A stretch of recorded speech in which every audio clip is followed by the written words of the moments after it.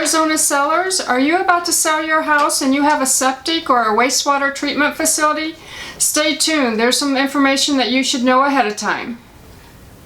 In Arizona, we have a lot of septics and wastewater treatment facilities. We're going to just refer to it as septic. There are alternate systems, but for this video, we'll just refer to them as a septic system. So if you have a septic system and you're about to sell your property, there's some things you should know. When you get a contract in Arizona, it will come along with the on-site wastewater septic addendum. Now there's some things in this addendum that you should know ahead of time.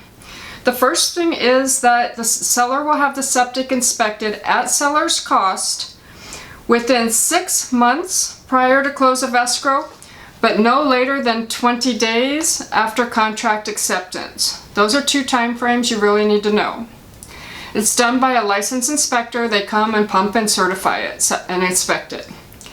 The second thing is if the septic needed some repairs, the seller shall pay up to 1% of the purchase price or a different amount if it's in an addendum. Usually it's 1% of the purchase price.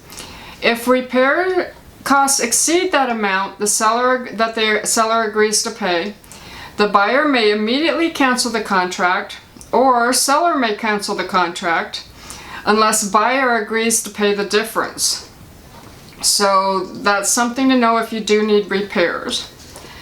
The next thing is buyer disapproval, and this is important.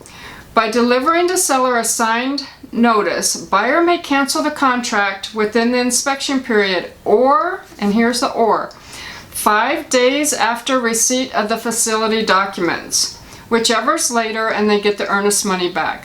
What that means is you want to give them the septic certification and any other documents you have as soon as possible after contract acceptance. You don't want to give it to them late in escrow because they have 5 days to look at that.